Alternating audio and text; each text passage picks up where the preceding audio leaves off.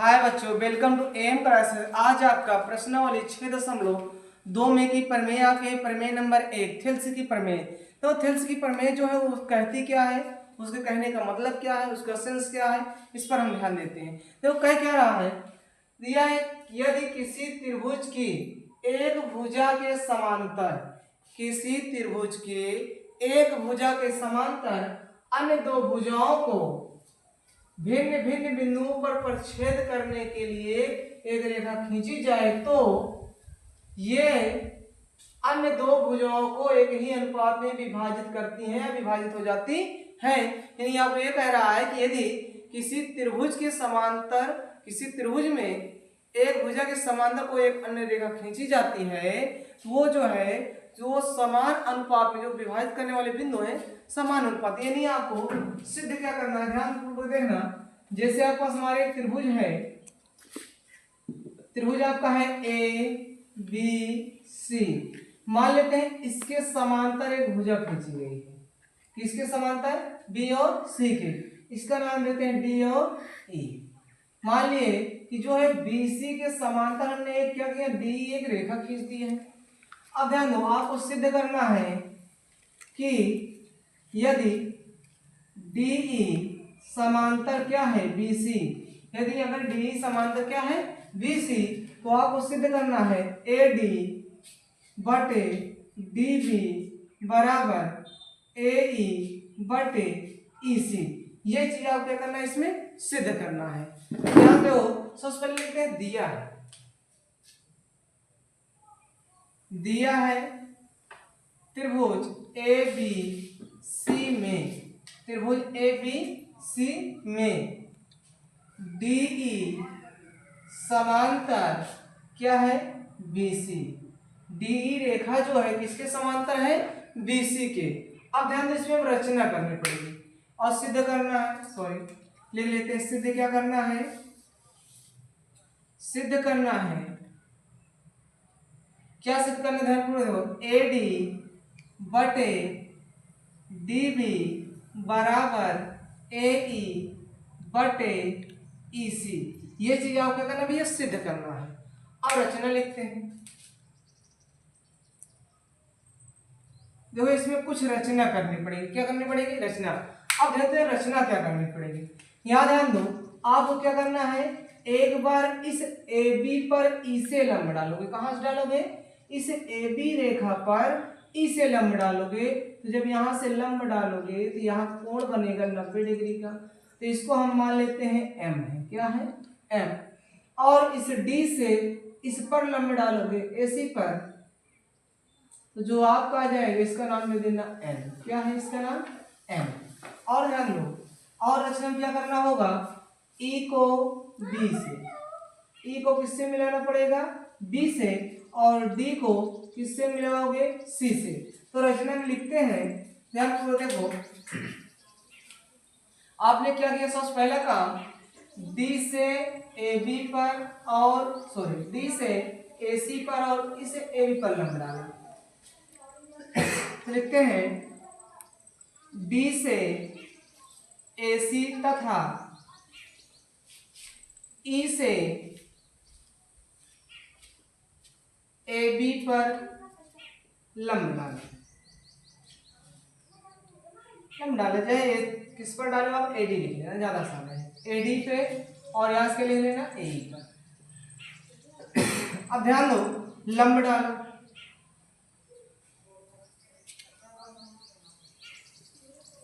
अब देखो और क्या किया, और डी को सी से, ई को बी से, डी को सी से तथा ई को बी से मिलाया। ध्यान दें, रचना आपने क्या की, डी से एडी पर लंब डाला और ई से एई पर लंब डाला है। उसके बाद डी को सी से तथा ई को बी से मिला। देखो डी को किससे मिलाया गया, सी से, और बी किससे मिलाया गया है, ई से। इस पर आपने लंब डाला एम, मान लो तो उसका नाम दे देना। डी से एडी पर तथा ई से ए पर लंब डाला, तो ध्यान दो लिख सकते हो आप, यहां लिखोगे ई एम परपेंडिकुलर यानी लंबवत किसके है, एडी के, कामा डी एन लंबवत है परपेंडिकुलर किसके भैया, ए और ई के। ये जो आपने लंब डाला है एक दूसरे क्या हो गए हैं, लंबवत हो गए हैं। ये आपको इतना रचना में लिखना है, किसमें लिखना है, रचना में। इसे आप लोग ध्यान पूर्वक देख लीजिए। अब ध्यान देना, इसमें क्या करना था आपको, सिद्ध करना था क्या, एडी बटे डीबी बराबर ए बटे ईसी। रचना में आपने क्या किया, डी से एडी पर तथा ई से ए पर एक लंब डाला, डी को सी से तथा ई को बी से मिलाया। तो ध्यान दो, ईएम लंब डाला है किस पर, एडी पर, डीएल लंब किस पर है, ए पर। ये आपको ध्यानपूर्वक देख लेना है। अब आप लोग इसे लिख लीजिए, उसके बाद हम अगर इसके आगे बताते हैं। चलो उपपत्ति में क्या रहेगा, आपको ध्यानपूर्वक देखो। जब हम उपपत्ति यानी इसको सिद्ध कैसे करेंगे, तो उपपत्ति में ध्यान देना, क्यों भैया, यहाँ देखो त्रिभुज पहले ए डी ई में, इसमें त्रिभुज ए डी ई में सिर, इसमें लंब क्या है, में लंब जो है यानी ई एम परपेंडिकुलर किसके भैया, ए और डी के। जो ई एम लंबवत किसके है, ए डी के। तो ध्यान देना, तो त्रिभुज ए डी ई का क्षेत्रफल जो हो जाएगा, ए डी ई का क्षेत्रफल आपका हो जाएगा 1/2। आधार होता है, आधार यहाँ पर किस पर लंब हुआ है, एडी पर। तो आधार आपके लिखोगे एडी गुणे लंब कितना है, ई और एम। अब इसको आप मान लेंगे क्वेश्चन फर्स्ट। ध्यान देना, इसी प्रकार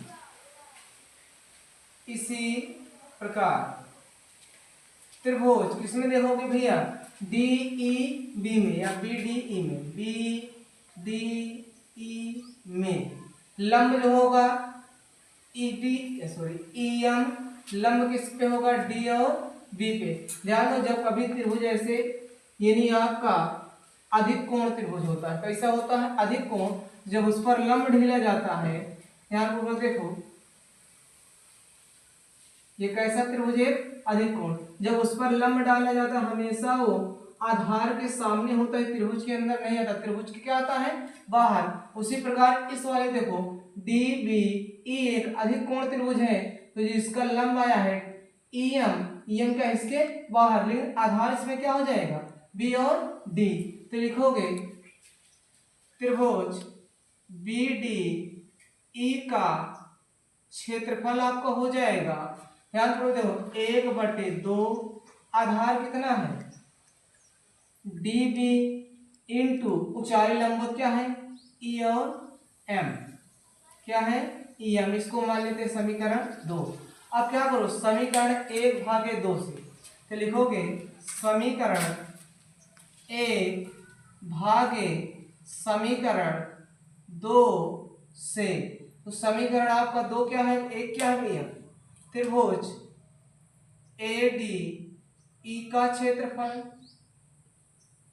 बटे त्रिभुज बी डी ई का क्षेत्रफल बराबर आपका आ जाएगा 1/2 गुणे ए डी गुणे ई एन, और 1/2 गुणे ए डी गुणे क्या हो जाएगा, ई एन। ई एन से ई एन कैंसिल, 1/2 से 1/2 कैंसिल। थोड़ी ध्यान देना, यहाँ पर जो ए डी नहीं, यहाँ पर क्या भी, यहाँ पर डीबी है, क्या है, डीबी। तो 1/2 से 1/2 कैंसिल, ई एन से ई एन कैंसिल, क्या बचेगा, ए डी बटे डीबी। तो हो जाएगा त्रिभुज ए डी ई का क्षेत्रफल बटे त्रिभुज बी डी ई का क्षेत्रफल हो जाएगा ए डी बटे डी बी। ये आपका क्वेश्चन क्या हो जाएगा, थर्ड। क्वेश्चन नंबर कितना हो गया, थर्ड। इसे आप लोग नोट कर लीजिए। चलो समीकरण 3 आपको यहाँ पर है, और आप लोग देख लेना। अब यहाँ देखो, इसी प्रकार जितना आपने इसमें काम किया, अब इसी प्रकार फिर से करना है, क्योंकि अभी तक आपने इधर वाला साइड की बात की, अब इसको और इसको देखना है। तो क्या करोगे, त्रिभुज पुनः लिख लेना, पुनः इसी प्रकार, पुनः त्रिभुज ए डी ई में जो हो जाएगा, अब यहां से क्या हो जाएगा, डी एन परपेंडिकुलर किसके हो जाएगा, ए ई के। तो क्या हो जाएगा, त्रिभुज ए डी ई का क्षेत्रफल जो आएगा आपका, ध्यानपूर्वक देखना है इसको, 1/2 आधार, अब इसमें क्या हो जाएगा, ए ई गुणे लंब आपका हो जाएगा डी एन, इक्वेशन नंबर हो जाएगा 4। क्या हो जाएगा भैया, 4। पुनः अब क्या देखोगे, फिर से इसमें की बात हो गई, देखो त्रिभुज डी ई डी सी में, त्रिभुज ई डी सी में, तो त्रिभुज इसी प्रकार त्रिभुज ई डी सी में जो हो जाएगा डी एन लंबवत हो जाएगा किसके, ई और सी के। जो डी एन हो जाएगा लंबवत किसको हो जाएगा, ई और सी के। तो आप ध्यान पूर्वक देखो इसको, तो त्रिभुज ई डी सी का क्षेत्रफल हो जाएगा 1/2 आधार क्या है इसमें, ई सी गुणे लंब क्या भैया, डी एन। तो इसको मान लेंगे समीकरण 5। अब क्या करोगे, समीकरण 4 भागे समीकरण 5 से जब भाग दोगे, त्रिभुज ए डी सी का क्षेत्रफल, ए डी ई का क्षेत्रफल बटे त्रिभुज ई डी सी का क्षेत्रफल बराबर आपका हो जाएगा 1/2 गुणे ए ई गुणे डी एन बटे 1/2 गुणे क्या हो जाएगा, E C into D N. D N से डी एन कैंसिल, 1/2 से 1/2 कैंसिल। तो आपका आ गया त्रिभुज ए डी ई का क्षेत्रफल बटे त्रिभुज ई डी सी का क्षेत्रफल बराबर हो जाएगा ए ई बटे ई सी। इसको आपने क्वेश्चन नंबर क्या हो गया, 6। अब यह क्वेश्चन नंबर 6 तक आप लोग ध्यानपूर्वक देखिए। चलो अब ध्यानपूर्वक देखो, आपको जो इसमें है समीकरण 3 और समीकरण किसको देखते हैं, 6 को। यहाँ समीकरण देखो, त्रिभुज ए डी ई का क्षेत्रफल बटे त्रिभुज क्या है, बी डी ई का क्षेत्रफल बराबर क्या है, ए डी बटे डी बी। यहाँ देखो ए डी ई का क्षेत्रफल बटे त्रिभुज ई डी सी का क्षेत्रफल ए बटे क्या है, ई सी। अब ध्यान दो, लेकिन यहाँ पर ध्यान दो, जो आपका बी डी ई है और आपका ई डी सी जो है, यहाँ देखो बी ई डी जो है, याद है बी ई डी और सी ई डी ये एक ही आधार पे बने हैं और समांतर रेखाओं के मध्य में है, इसलिए इन दोनों का क्षेत्रफल आपस में क्या होगा, बराबर। इसको लिख लोगे, एक ही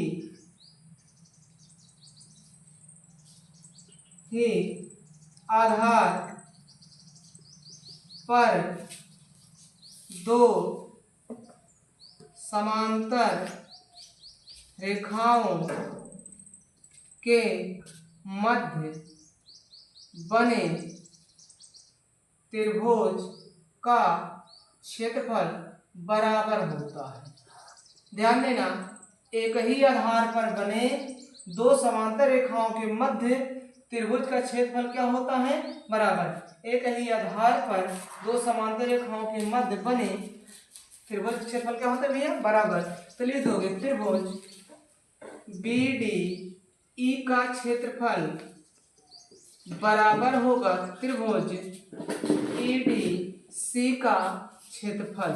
तो ध्यान देना, जब ये वाला आपस में क्या हो जाएगा, बराबर, तो आप इसके स्थान पर इसको और इसके स्थान पर इसको आप लिख सकते हो। तो यहाँ देखो, जहां पर दिया है आपका ई डी सी, यहाँ हम क्या लिख सकते हैं, बी डी ई। तो लिख दोगे त्रिभुज ए डी ई का क्षेत्रफल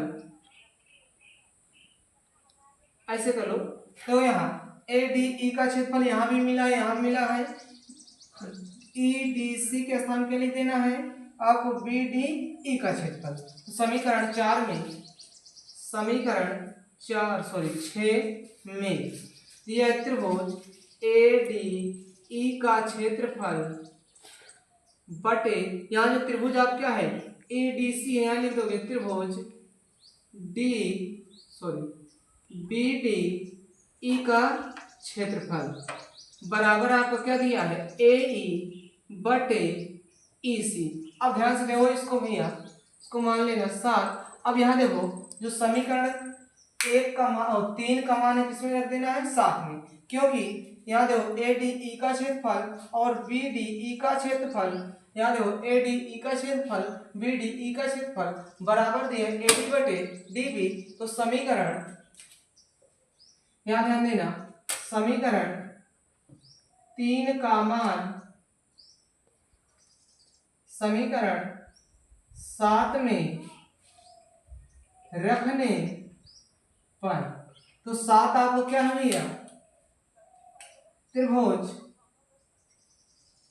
ए डी ई का क्षेत्रफल बटे त्रिभुज डी बी ई का क्षेत्रफल बराबर आपको दिया है, यहां ध्यान देते हैं, ए ई बटे क्या है ई सी। अब ध्यान देना इसमें जो आपके ए डी ई का क्षेत्रफल बटे डी बी ई का क्षेत्रफल है, इसके बराबर आपको मिला है ए डी बटे डी बी। तो लिखोगे ए डी बटे डी बी बराबर आपको हो जाएगा ए ई बटे ई सी। ये आप क्या करना था भैया सिद्ध करना था, ये आप क्या हो गया सिद्ध हो गया। अब प्रमेय नंबर 1 आप सिद्ध हो गई है, इसे आप लोग ध्यानपूर्वक देख करके नोट कर लीजिए। इसके बाद इसका जो आधारभूत है उसको बता दिया जाएगा, थोड़ा सा है इसी के आगे उसमें आपको करना होगा, पहले आप लोग इतना नोट कर लो। चलो देखो जैसे आपको इसका आधारभूत निकलने में इससे और क्या हो सकता है, ध्यान दो जब समांतर रहेगा तो आप ध्यान देना, अगर आप चाहोगे तो ए आपका ए डी बटे क्या आ जाएगा ए बी और आ जाएगा ए ई बटे ई सी, यानी बहुत सारा आ जाएगा। पहले इस पर ध्यान देते हैं, तो क्या करोगे प्रमेय 1 में दोनों पक्षों में एक जोड़ने पर, जब दोनों पक्षों में जोड़ोगे हो जाएगा ए डी बटे डी बी बराबर ए ई बटे ई सी। ध्यान देना इसमें भी एक जोड़ना है, इसमें भी क्या करना है एक जोड़ना है। जब इसमें एक जोड़ोगे तो ये हो जाएगा ए डी प्लस का डी बी एक कम डी बी बटे क्या हो जाएगा डी बी बराबर ए ई प्लस ई सी बटे क्या हो जाएगा ई सी। अब ध्यान दो ए डी प्लस का D B, A D plus का डी बी के स्थान पे लिख सकते हो ए बी, हो जाएगा ए बी बटे डी बी बराबर, अब यहाँ देखो ए ई प्लस का ई सी किसके बराबर हो जाएगा ए सी के, यहाँ लिखोगे ए सी बटे ई सी। अब इसका व्युत्क्रम करना चाहो कर देना, क्या हो जाएगा डी बी लिख देना, समीकरण इसको मान लेना 2, तो समीकरण 2 का व्युत्क्रम करने पर जब करोगे तो पलट जाएगा, तो आपको हो जाएगा डी बी बटे ए बी बराबर ई सी बटे ए सी। ये आपका जो आएगा ये आधारभूत प्रमेय है, मतलब अगर आपको समांतर दिया तो आप इस प्रकार भी आप दर्शा सकते हो। आपका प्रमेय नंबर 1 कंप्लीट हो गया, उसका आधारभूत भी कंप्लीट हो गया। आप लोग इसको ध्यानपूर्वक देखिएगा, जो नहीं आएगा कमेंट करके आप पूछ लीजिएगा, और आगे की वीडियो देखने के लिए हमारे चैनल को लाइक करें, शेयर करें और सब्सक्राइब करें। आपको नेक्स्ट वीडियो में आपका प्रमेय नंबर 2 सिद्ध कराया जाएगा।